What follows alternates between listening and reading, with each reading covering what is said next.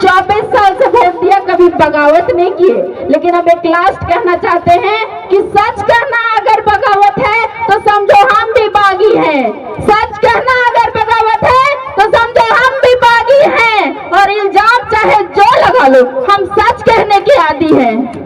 और ये सच बगावत हमारी फितरत नहीं थी की भावनाओं के साथ खिलवाड़ किया है। चाहे सत्ता में कोई भी रहे, झारखंड की जितने भी राजनीतिक पार्टी रहे हैं सभी ने राजनीतिक रोटियां सेकने का काम किए हैं। यही कारण है कि झारखंड हित के लिए जो झारखंड हित की नीति नियम जो बनने वाली थी, जो नीति नियम बनने वाले हैं, उस पर लकवा लग गई है। यही कारण है जिन्होंने राजनीतिक सत्ता की रोटी खाई है तो हमारे हित के नीति नियम में लकवा पकड़ गई है। तो हमें इस बात को समझने की आवश्यकता है। बहुत सारे राज्य और हमारे यहाँ के झारखंड में 5वीं अनुसूचित क्षेत्र के अंतर्गत हमारा 13 जिला आते हैं। जिस प्रकार हमारे नीतियां दी गई है, हमको आज तक अगर वो लागू हुए रहते तो शायद हमारे क्षेत्र से जो खनिज निकलती है उसका अधिकार ग्राम सभा के पास हुए रहती। यहाँ की सरकार की कमजोरी है, जिसके कारण हमारे पूर्वजों ने जितनी लड़ाई लड़ी, इस लड़ाई को लड़े हैं कि यहाँ के खनिज संप्रदाय में झारखंड के जो लोग हैं, झारखंडियों की लाभ हो, वो अपने खनिजों का उपयोग करें। लेकिन हो रहा है इसका विपरीत। जितने भी पूंजीपति तस्करी जो दूसरे राज्य के हैं, उनको खनिज तस्करी में हमारे शासन प्रशासन मदद कर रहे हैं।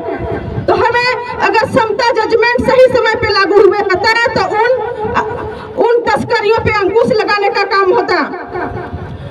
और इसको अंकुश लगाने के लिए हमारे टाइगर दादा आ गए हैं कि किसी तरह अगर हमारी सरकार बनती है तो जितने भी बाहर के लोग हैं जो खनिज तस्करी कर रहे हैं उसको अंकुश लगाने का काम करेंगे।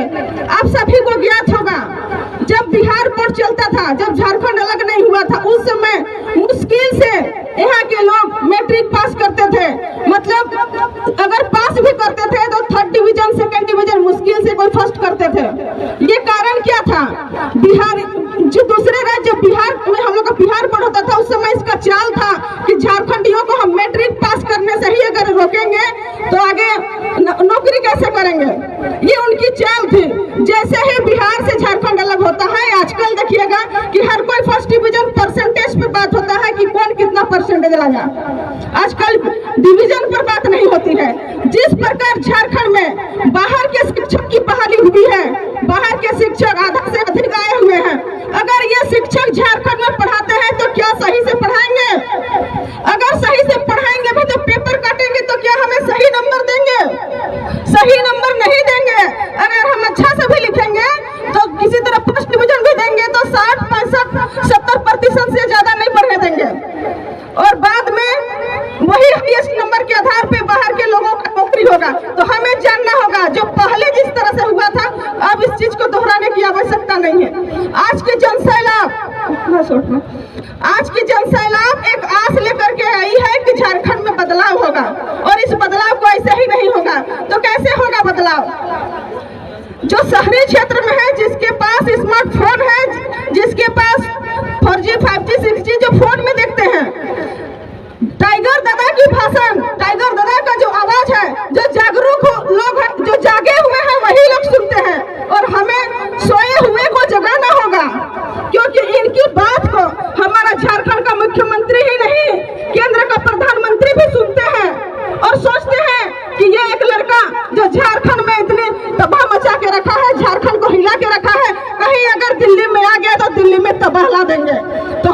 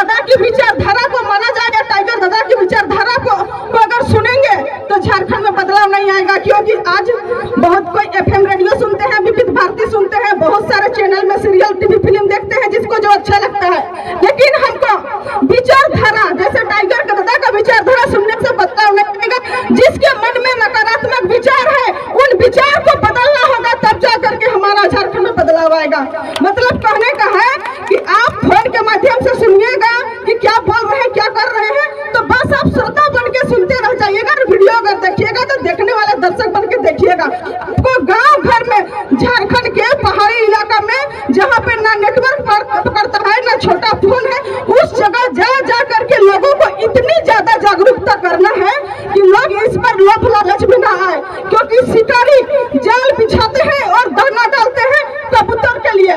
कबूतर के लिए हमें बाज बनना होगा। अगर कोई जाल डाले भी और अगर दाना डाले, हमें जाल में फंसना नहीं है, बल्कि जाल को उड़ा के ले जाना है।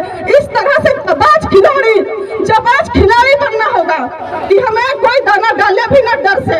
इस तरह का माहौल तैयार करना होगा। मैं बहुत ज्यादा बात को नहीं रखूंगी, क्योंकि बहुत सारे वक्ता हैं और जहाँ भी सभा होता है हमारे टाइगर राजा की बात को सुनने के लिए लोग आए रहते हैं। तो अपनी बातों को बहुत ज्यादा ना समय लेते हुए इन्हीं चंद शब्दों के साथ मैं अपनी वाणी को विराम करती हूँ। धन्यवाद और जोहार, सबको प्रणाम। जोहार जोहार। मैं सभी को एक साथ जोहार बोलना चाहती हूँ। आप लोगों को सिर्फ इतना कहना चाहूंगी कि बहुत देर से आप लोग सुन रहे हैं, लेकिन ठानना क्या है, करना क्या है, इस पे विचार करिए। हम लोग इतना बड़ा जन सैलाब यहाँ जो उमड़ा है वो रणनीति बनाने के लिए उमड़े हैं।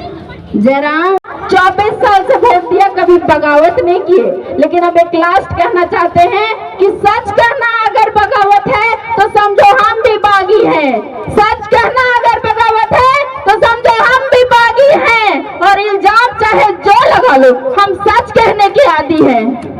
और ये सच बगावत हमारी फितरत नहीं थी। हमें बेवकूफ समझने का काम किया, हमें नौसिखिया समझने का काम किया, तब समय ने हमें बागी बना दिया और हालातों ने अब जागने को मजबूर किया है। तो इसीलिए मैं आप लोगों से हाथ जोड़ करके विनती करना चाहती हूँ कि 2024 में वैसे किसी भी विधायक को वोट ना दें जो कोयला कंपनियों से साठगांठ रखते हैं, क्योंकि कोयला कंपनी से साठगांठ के कारण हमारी यहाँ की माताएं बहनें जिनको यहाँ रोजी रोजगार मिलना चाहिए, जो यहाँ के स्थानीय हैं, यहाँ के मूलवासी हैं, उनको बाहरियों के घर में दाई का काम करने पे मजबूर कर दिया है। और वो लोग बाहरी के घर में, हमारे यहाँ की जो मूलवासी माता बहन है, वो लोग बाहर के लोगों के घरों में झाड़ू पोछा का काम करती है। ये दिन आ गया है हमारे मूलवासी का।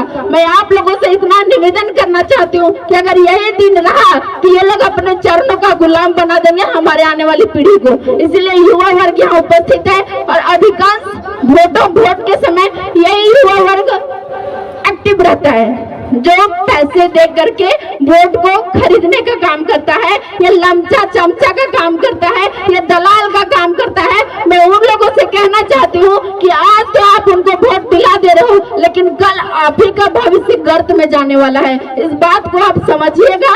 और बहुत बहुत धन्यवाद। चूंकि समय बहुत कम है, मैं बोलना बहुत कुछ चाहती थी, लेकिन वक्ता भी बहुत सारे लोग हैं और हमें बहुत धैर्य से आप लोगों ने सुना, इसके लिए बहुत बहुत धन्यवाद।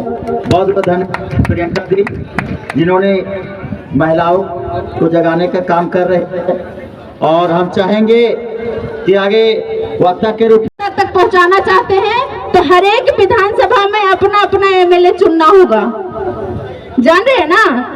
और अगर उनकी विचारधारा को हम लोग अपने ऊपर लागू करना चाहते हैं तो एमएलए को बनाने के लिए आपको अपना मोह छोड़ना होगा। जो विधायक का संपर्क कोयला के कंपनियों से है, जो कोयला के कंपनियों को लूटने का काम झारखंड में कर रहे हैं, उनको इस बार आपको तमाचा देना ही होगा। जो लोग कोयला का काम कर रहे हैं, तस्करी कर रहे हैं, और हजारीबाग से लेकर के बड़का गांव से लेकर के चुचुचरी सब तरफ आप लोग देख रहे हैं, यहाँ के एमएलए इसका सिर्फ एक काम, बड़ा काम होता है, और वह कोयले के खनन में अपना ठेकेदारी सुनिश्चित कर लेना।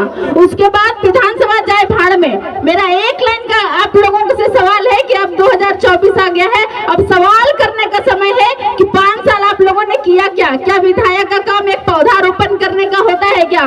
क्या विधायक का काम पुल पुलिया बनाने का होता है क्या? क्या विधायक का काम शादियों में जाना और छठियारी में जाना और मिर्गी में जाना होता है क्या?